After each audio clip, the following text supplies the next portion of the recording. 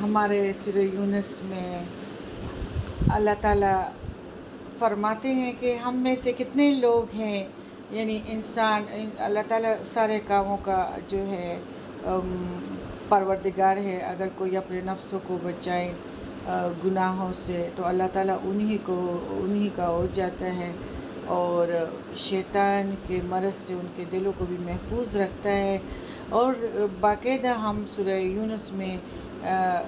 اللہ تعالیٰ ہمیں یہی حکم ہوتا ہے کہ تم لوگوں میں سے کتنے لوگ ہیں کہ آخرت کے لیے سوچتے ہیں، اور ان کا فیصلہ بس یہ ہو گیا ہے کہ ہمارا بس آخرت ہو جائے، اور یہ پھر اس پہ خوش ہو جاتا ہے کہ جو بندہ یہ کہے کہ آخرت کا فیصلہ میں نے یہ کیا ہے کہ آخرت میں کیا شکل دکھاؤں گا، اور اللہ مجھ سے خوش ہوں گے، اللہ تعالیٰ مجھ سے خوش ہوگا، جس کا یہ فیصلہ ہو جائے تو ان کا ایک ہی بیس ہے، اللہ کی مرضی، اللہ کی خوشی۔ انسان جو ہے پھر اللہ کا بندہ ہو جاتا ہے، غلام ہو جاتے ہیں، فرما بردار ہو جاتا ہے۔ جس غلام میں فرما برداری ہو تو وہ ہر اس میں وہ کام کرتے ہیں جس سے اس کا مالک خوش ہو۔ تو انسان بھی جب اللہ کا بندہ غلام بن جائے تو پھر وہ جس کام میں بھی ہاتھ ڈالتا ہے تو سب سے پہلے یہ سوچتا ہے کہ اس میں اللہ کی مرضی ہے، اللہ کی راضی ہے، اس پر اللہ راضی ہو جائے گا۔ عام لوگ تو صرف راہوں پہ چل چل کے تک جاتے ہیں، اور تھکاوٹ کے علاوہ ان کو کچھ بھی نہیں ملتا، سکون بھی نہیں ملتا۔ سکون تو ان لوگوں کو ہے جو کہتے ہیں کہ آیا اس میں رب کی مرضی ہے، آیا اس سے رب خوش ہو جائے گا۔ اور یہی کام ہے کہ جو بندے بالکل دنیا کی طرف ہے، اور وہ بالکل اس طرح ہے کہ ان لوگوں نے اپنے آپ کو کوڑا بنا دیا اور بہت سارے رستوں پہ ڈال دیا۔ اور اہدنا الصراط المستقیم، ہم نماز میں بھی دعا کرتے ہیں کہ سیدھا رستہ جو عرش کے مالک کا رستہ ہے وہ تو دین اسلام ہے، اور قرآن پہ غور اور تدبر ہے۔ اور جو قرآن پہ غور و تدبر نہیں کرتے وہ تو دنیا میں مارے پھرتا ہے، شروع سے لے کے آخر تک، اور انجام کچھ بھی نہیں ہوتا۔ ہمیں چاہیے کہ ہم اللہ کی طرف ہجرت کر جائے، پھر اللہ کی مدد ان کو نصیب ہو جاتی ہیں، اللہ تعالیٰ خود ان کا ہاتھ بن جاتا ہے۔ الا من بعد اس آج تو ہم انشاءاللہ 31واں پڑھیں گے، لیکن ہمارے سورہ یونس میں آیت نمبر 3 میں اللہ تعالیٰ فرماتے ہیں کہ الا من بعد اذنہ ذالکم اللہ ربکم فاعبدوہ افلا تذکرون۔ کوئی اس کے اذن کے یہ ہے کہ اللہ سب تمہارا یعنی اپنا عبادت اللہ کے لیے کرو، اور کیا بلا نہیں تم نصیحت پکڑتے۔ تو جو بندے قرآن پاک سے یعنی اچھے اللہ تعالیٰ کے احکامات کو سیکھتے ہیں، نبی کریم صلی اللہ علیہ وسلم کے طریقوں پہ چلتے ہیں، تو پھر ان کا اہتمام بھی دین اسلام کے ساتھ، ایمان کے ساتھ ہوتا ہے، کیونکہ وہ تسبیح کرتا رہتا ہے، اور اللہ تعالیٰ انہی لوگوں کا پھر رہ جاتا ہے۔ اور پھر اللہ تعالیٰ خود فرماتے ہیں کہ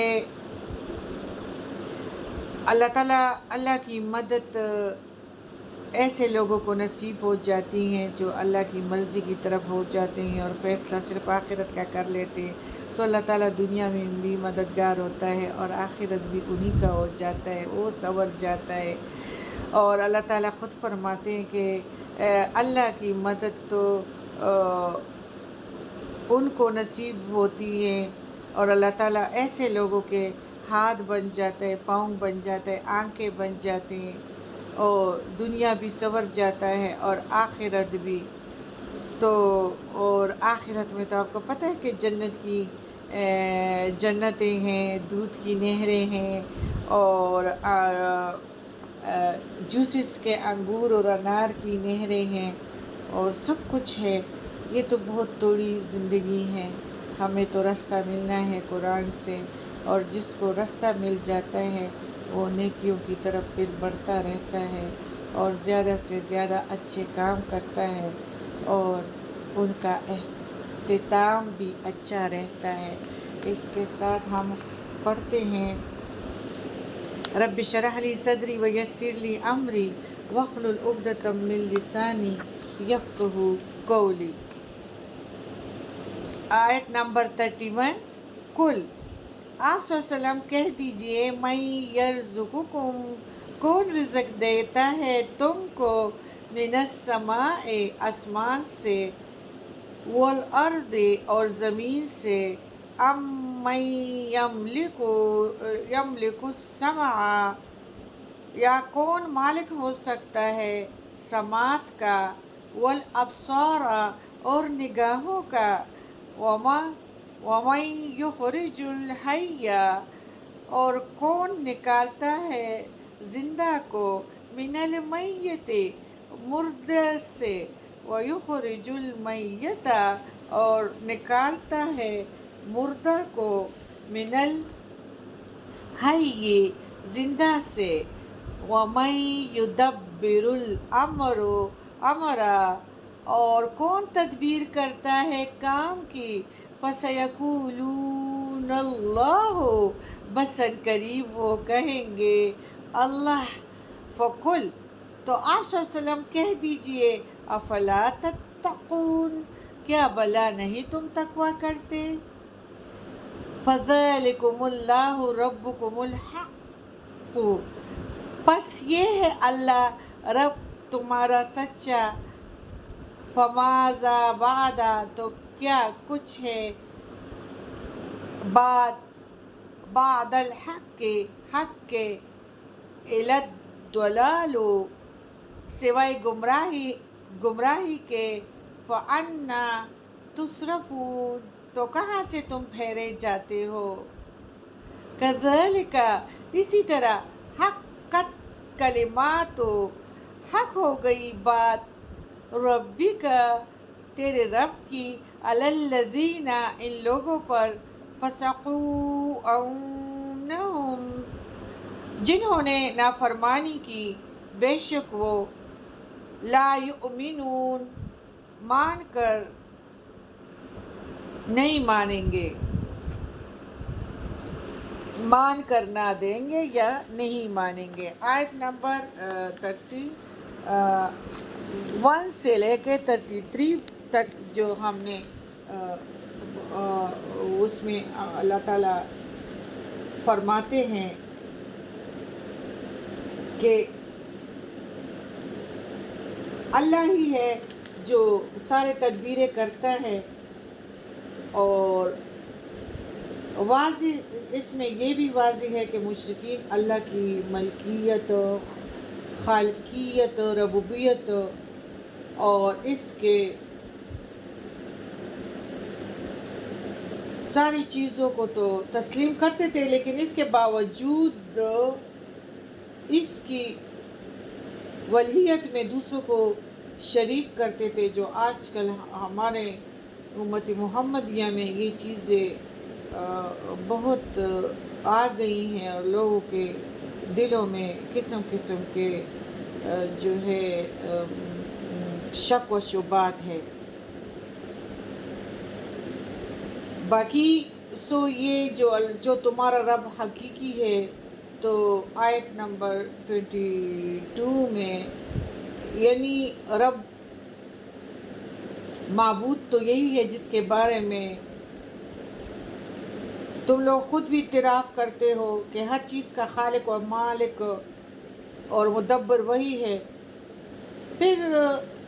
اس معبودوں کو چھوڑ کر جو تم سے دوسرے معبود بنائے پھرتے ہو، وہ گمراہی کے سوا کیا ہے؟ شرک ہے، گمراہی ہے۔ تمہاری سمجھ میں یہ بات کیوں نہیں آتی؟ اللہ تعالیٰ فرماتے ہیں، اور تم کہاں پھیرے جاتے ہو؟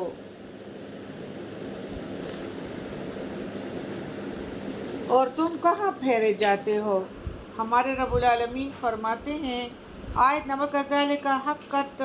اسی طرح آپ کے رب کی یہ بات کہ یہ ایمان نہیں لائیں گے، تو مشرکین اور تمام جتنے بھی بے وقوف بنے ہوئے ہیں اعتراف کے باوجود اپنے شرک پر قائم ہیں اور اسے چھوڑنے کے لیے تیار بالکل نہیں ہیں، اسی طرح تیرے رب کی یہ بات ثابت ہو گئی کہ یہ ایمان لانے والے نہیں ہیں، کیونکہ یہ غلط راستہ چھوڑ کر صحیح راستہ اختیار کرنے کے لیے تیار ہی نہیں ہیں۔ اللہ تعالیٰ فرماتے ہیں تو ہدایت اور ایمان انہیں کس طرح نصیب ہو سکتا ہے؟ یہ وہی بات ہے جسے دوسرے مقام پر اسی طرح بیان فرمایا ہے وَلَٰكِنْ حَقَّتْ کلمۃ العذاب علی الکافرین، سورہ زمر میں ہے کہ عذاب کی بات منکروں پر، کافروں پر ثابت ہو گئی ہے۔ ہمارے رب العالمین آیت نمبر 34 میں فرماتے ہیں کل کہ آپ صلی اللہ علیہ وسلم کہہ دیجئے حل کیا من شرکائکم تمہارے شریکوں میں سے کوئی ہے من یبدأ الخلق جو ابتدا کرتا ہو تخلیق کے ثم پھر یعیدہ لٹائے گا اس کو قل اللہ آپ صلی اللہ علیہ وسلم کہہ دیجئے کہ اللہ یبدأ الخلق ابتدا کرتا ہے تخلیق کی، اللہ ابتدا کرتا ہے تخلیق کی، ثم یعیدہ پھر لٹائے گا اس کو، وَأَنَّ تو کہاں سے تؤفکون تم پھیرے جاتے ہو، قل هل من شرکائکم من یہدی کیا تمہارے شریکوں میں سے کوئی ایسا ہے جو رہنمائی کرتا ہو الی الحق طرف حق کی، قل اللہ آپ صلی اللہ علیہ وسلم کہہ دیجئے کہ اللہ یہدی رہنمائی کرتا ہے للحق کے حق کی طرف، افمن یہدی کیا بھلا جو رہنمائی کرتا ہے الی الحق کی طرف حق کی، احق کو زیادہ حقدار ہے،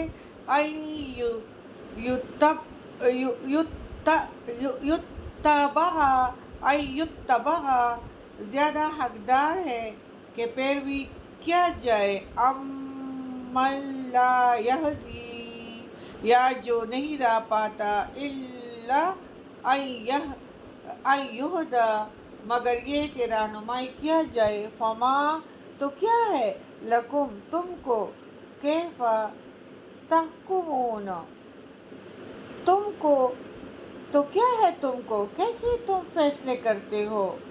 آیت نمبر 34 سے لے کے 35 میں ہمارے رب العالمین فرماتے ہیں کہ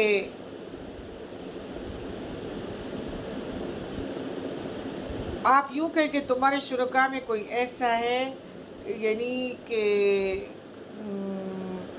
کھوکھلے پن کو واضح کرنے کے لیے اللہ تعالیٰ یعنی مشرکین جو ہے شرک کے کھوکھلے پن کو واضح کرنے کے لیے ان سے پوچھا جا رہا ہے کہ بتلاؤ تمہیں جن ہیں تم اللہ کا شریک گردانتے ہو، کیا انہوں نے اس کائنات کو پہلی مرتبہ پیدا کیا ہے یا دوبارہ اسے پیدا کرنے پر قادر ہیں؟ نہیں، یقیناً نہیں، پہلی مرتبہ بھی پیدا کرنے والا اللہ ہی ہے اور روز قیامت دوبارہ ہی سب کو زندہ کرے گا، تو پھر تم ہدایت کا راستہ چھوڑ کر کہاں سے پھیرے جا رہے ہو؟ بھٹکے ہوئے لوگوں کو بتایا جا رہا ہے کہ آپ صلی اللہ علیہ وسلم کہہ دیجئے کہ اللہ ہی حق کا راستہ بتاتا ہے، تو یعنی بھٹکے ہوئے مسافرین راہ کو راستہ بتانے والا اور دلوں کو گمراہی سے ہدایت کی طرف پھیرنے والا بھی اللہ ہی ہے۔ ان کے شرکاء میں سے کوئی ایسا نہیں کہ یہ کام کر سکے۔ ہمارے رب العالمین آیت نمبر 36 میں فرماتے وَمَن يَتَّبِعُ اور نہیں پیروی کرتے اکثرهم اکثر ان میں سے الا مگر ظن گمان کیا ان الظن بے شک گمان لا یغنی نہیں کام آتا من الحق کی شیئا حق سے کچھ بھی۔ ان اللہ بے شک اللہ علیم جاننے والا ہے بما یفعلون ساتھ اس کے جو وہ کرتے ہیں۔ وما کانا اور نہیں ہے ھذا القرآن یہ قرآن ان یفترا کہ گھڑ لیا جائے من دون اللہ اللہ کے سوا ولکن لیکن تصدیق الذی تصدیق ہے اس چیز کی بین درمیان یدیہ جو اس سے پہلے ہے وتفصیل الکتاب اور تفصیل ہے کتاب کی لا ریب فیہ نہیں کوئی شک اس میں من رب کی طرف سے من رب العالمین رب کی طرف سے تمام جہانوں کے مالک ہے۔ ام یقولون افتراہ یا وہ کہتے ہیں کہ اس نے گڑھ لیا ہے اس کو کل آپ صلی اللہ علیہ وسلم کہہ دیجئے فَأْتُوا بس لے آؤ بصورت کوئی ایک صورت مثلہ اس جیسی وَادْعُوا مَنِ اسْتَطَعْتُم مِّن دُونِ اللَّهِ اور پکارو جس کو استطاعت رکھتے ہو تم اللہ کے سوا ان کنتم صادقین اگر ہو تم سچے۔ بل کذبوا بما لم یحیطوا بلکہ انہوں نے جھٹلایا ساتھ اس کے جو نہیں انہوں نے احاطہ کیا بعلمہ اس کے علم کا ولما حالانکہ نہیں یأتیہم تأویلہ آئی ان کے پاس تعویل اس کی کذالک اسی طرح کذب الذین جھٹلایا ان لوگوں نے من قبلہم جو ان سے پہلے تھے فانظر تو دیکھو کیفا کس طرح کانا ہوا عاقبۃ الظالمین انجام ظالموں کا۔ آیت نمبر 36 سے لے کر 39 میں اللہ تعالیٰ وہی لوگوں کا ذکر کرتے ہیں کہ جو قصداً اپنی آنکھوں جو یعنی عطات اللہ نے دیے ہیں اس کو استعمال نہیں کرتے تو کیسے ان کا انجام پھر ہو جاتا ہے۔ ادھر بھی تکے اور ادھر بھی دامی زندگی بھی چیخ اور پکار میں گزرے گی۔ وَمِنْهُمْ مَن يُؤْمِنُ اور ان میں سے کوئی ہے جو ایمان لاتا ہے بھی ساتھ اس کے وَمِنْهُمْ مَن لَا يُؤْمِنُ اور ان میں سے کوئی ہے جو نہیں ایمان لاتا ساتھ اس کے یؤمنو بھی ساتھ اس کے ربک رب تیرا اعلم بالمفسدین خوب جانتا ہے فساد کرنے والوں کو۔ ہمارے رب العالمین آیت نمبر 36 سے 40 تک فرماتے ہیں کہ بہت سارے لوگ محض اٹکل باتوں پر چلنے والے ہیں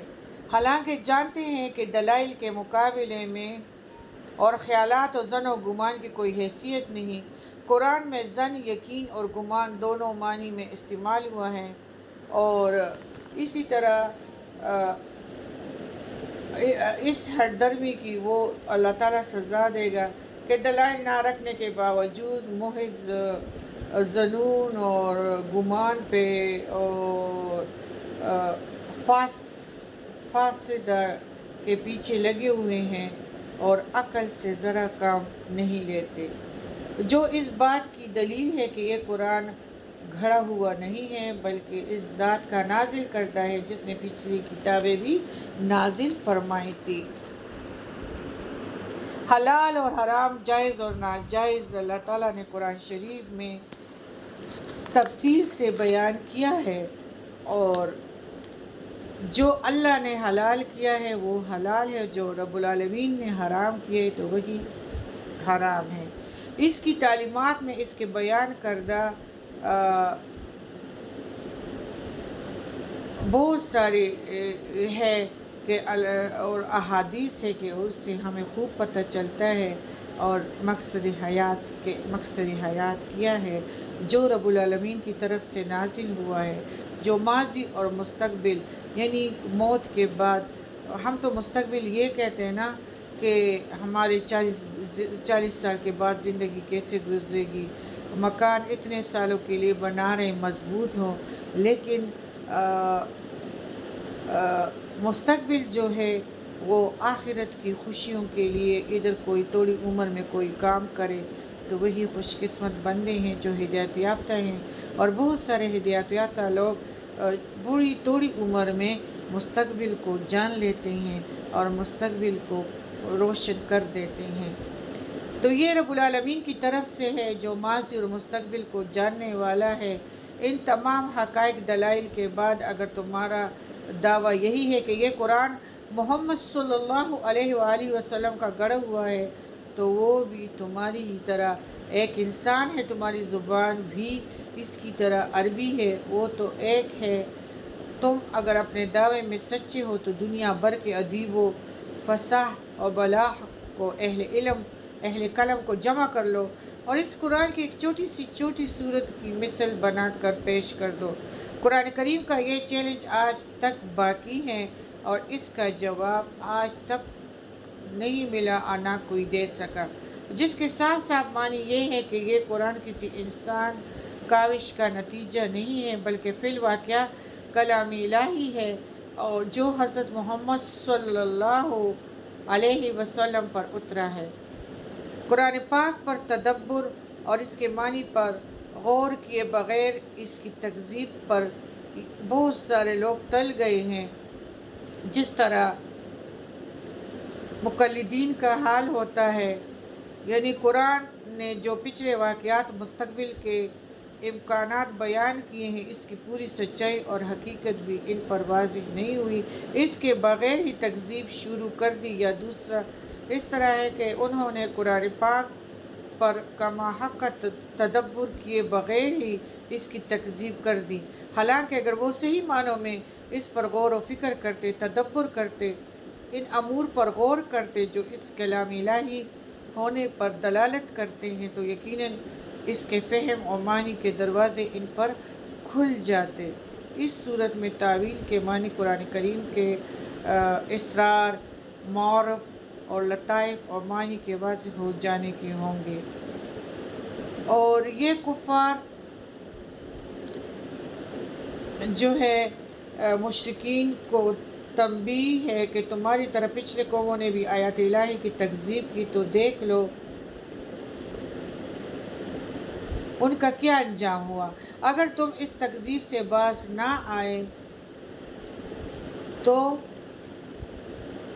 تمہارے انجام بھی ان سے مختلف نہیں ہوگا۔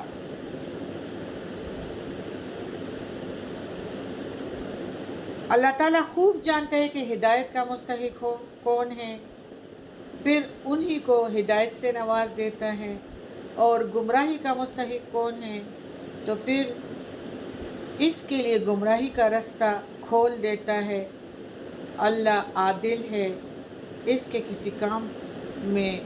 ظلم کا شائبہ نہیں ہے۔ جو جس بات کا مستحق ہوتا ہے اس کے مطابق وہ چیز اس کو عطا کر دیتا ہے۔ اللہ تعالیٰ ہمارے اعمال کو صحیح رکھے۔ اللہ تعالیٰ نے ہماری ذمہ داری بنائی ہے کہ ہم سے اچھے یا برے اعمالوں کی باس پرس ضرور ہوگی، اور ہمیں صالح عمل کرنے چاہیے۔ اللہ تعالیٰ ہمیں قرآن پہ غور و تدبر کرنے کی توفیق دے۔ السلام علیکم ورحمۃ اللہ وبرکاتہ۔